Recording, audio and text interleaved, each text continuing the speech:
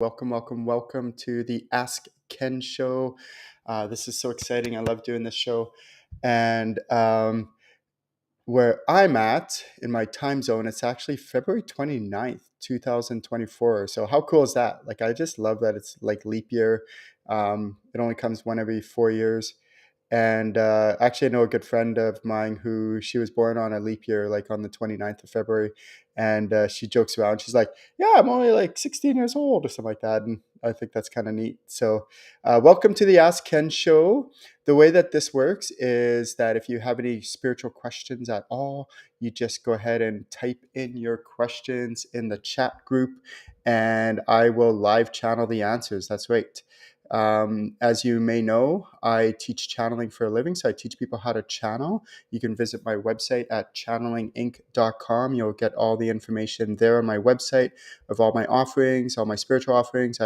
I teach a whole bunch of really cool classes and other things that might be of interest to you. Anything and everything to do with spirituality, I love. My mission is to make this world a better place by teaching people how to channel. And the reason that this is my mission is because imagine how much better the world would be if everyone knew how to channel and were doing what they were really meant to do with this lifetime. And that's why I dedicate my life to this. I've been actually, this is my 20th year of doing this. I started in 2004, and I just love this industry. I love spirituality. I love teaching people how to channel and making the world a better place and empowering people. And that's what I do. I teach people so that they can do it on their own when I'm not around, because that's what I want. That's what the world needs, is more empowered channelers, psychics, mediums, all that stuff. And even if you just want to learn it for your own personal development, you want to learn how to tune in and tap into the other side, access your spirit guides and all those other souls and beings out there. And what's really neat is I teach people how to like peer past the veil, like see on the other side, open up that curtain and go, okay, what's going on behind here? Not just like a little bit, but like all the intricacies of how, soul families work and spirit guides work, and, sprites, fairies, dragons, angels, all that stuff, how to do medical mediumship and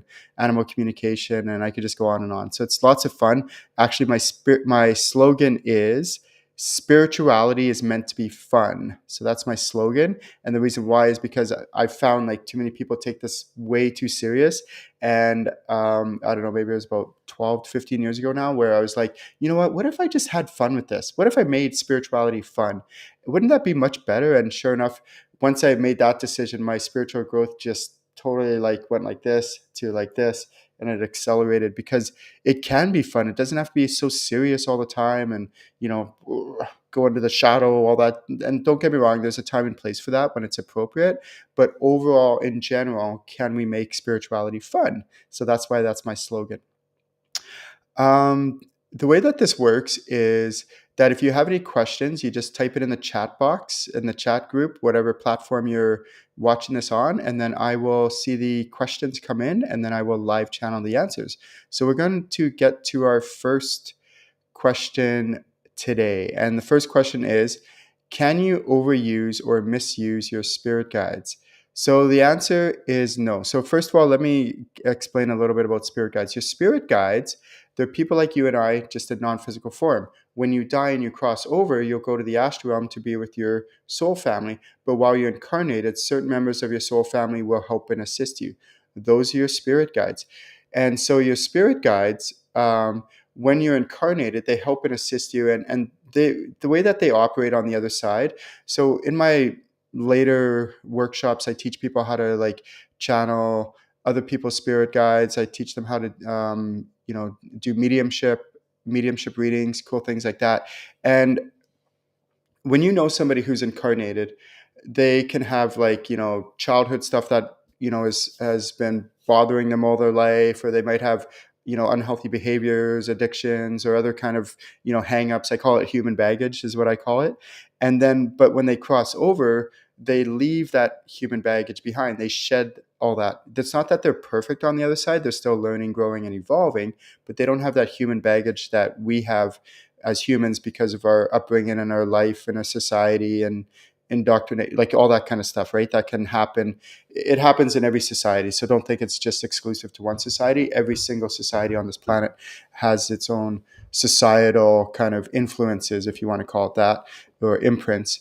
And so we grow up with this tainting our life, and we're not like pure like we can be because of all this stuff that accumulates throughout our life. And of course, through healing and other methods, we can clear this. But even as we do clear it, we still have remnants of that affecting our life. So then we grow up living our life thinking that, oh, you know, uh, have you ever like had somebody that that is constantly like, if they ask you questions or want your advice or they want, you to support them, once in a while is fine, right? But if it's constant, like incestuous, it's just over and over and over again, nonstop. After a while, like, a few weeks or months of this, you're like, okay, enough already. Like that's too much. But our spirit guides don't have those same hangups as incarnated humans do. So when a human crosses over the other side, they shed that. The same thing with your spirit guides. Your spirit guides, the way that they operate in the astral realm, in the fourth dimension, is that they don't have these kind of hangups the way that we do. So I've had some of my students where what they do is they think, oh, I didn't want to bother my spirit guides because they might, I didn't want to, bother them. So that's why I didn't ask them a question about something that's going on in my life, a situation or circumstance. Because I had like this, it wasn't just one time, but there's one lady in particular where she was like going through a major crisis. And I'm like, and we were doing a one-on-one session, and I'm like, okay, so why didn't you ask your spirit guides? And she's like, oh no. And she kind of was dodging the answer and this and that, and, and all that. And then it finally came out after a few minutes of me kind of like trying to get more information from her. She finally said, well, I just didn't want to bother my spirit guides. And I'm like, oh, I'm like, no, no, no. You can't overuse your spirit guides. You can't misuse them. You can't take advantage. Like, you cannot overuse your spirit guides. It's your spirit guides. That's what they're there for. They're here to help and assist you. And they'll never get tired of you, bothering them, asking questions, all that stuff. So you can never, ever, ever overuse your spirit guides. Please, please use them. That's what they're there for. They're there to be utilized. They want to help and assist you as much as you want to, and they will come in and try to help and assist you. So please, please, please do utilize them. The other question is, can you misuse them? And the answer to that is no as well. So if you're trying to do something that's shady or sketchy, or like maybe that might harm someone else or something like that, and you're trying to get answers from your spirit guides about how to do that, they're not going to participate in that. If you think you're channeling your spirit guides during those circumstances, you're not. You're channeling your own self, and you're just kind of making it up. But your spirit guides will never participate in anything that's going to harm another person or harm society or whatever it might be.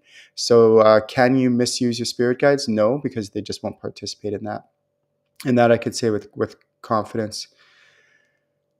All right, great question.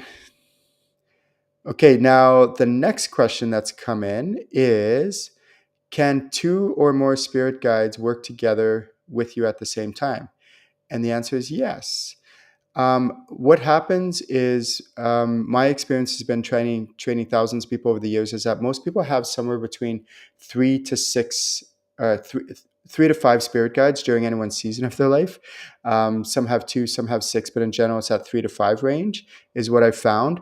And each spirit guide helps in a different way, in a different capacity, in a different way. Like, but let's say this person here in this example has 4 spirit guides. Okay. But our spirit guides, we have more than 4 areas of our life, right? So who's to say that if you only have 4 spirit guides, that's only 4 areas that they cover? No, they could cover many different areas. Some of the obvious ones are like finances, relationships, hobbies, um, career, health. Um, I could just go on and on. Soul's purpose. Like why you're here, abilities, healing, and on and on and on. Like so many different areas. Probably dozens, if not hundreds of different areas. But if we only have 4 spirit guides, then how do we cover that? So the reason is because some spirit guides cover multiple areas of your life, right? Some might cover 2 or 3. This one might cover another 3 or 4. This one might cover 2 or 3, and so on and so on. but you always have some spirit guides that help you with every area of your life you could possibly imagine. And as circumstances and situations come up, there will be a spirit guide that will help you with that situation or circumstance that you're struggling with. Okay. Now, with the question is, can two or more spirit guides help me with one situation? And the answer is yes. Sometimes what will happen is they'll double team, like tag up together to help and assist you in a certain situation. Let's say, for example, you have a situation going on at work. Okay, so you might have your career guide who comes in that because it's career, right? So you have something going on at work, but you also might have your relationship spirit guide who comes in at the same time, because most likely you have stuff going on with coworkers or managers, bosses, things like that, that you need relationship support as well. So that's where a great example of where you can have more than two spirit guides that are helping and assisting you. So great question. Love that question. Okay. So this is the Ask Ken show. If you have any more questions or comments, please feel free to write me personal message, PM me, and I will add it to my list of questions. And also, if you'd like to learn more about the Ask Ken show or about my workshop and my services, please feel free to visit my channelinginc.com website. And my name is Ken Lewicki. Have a great day.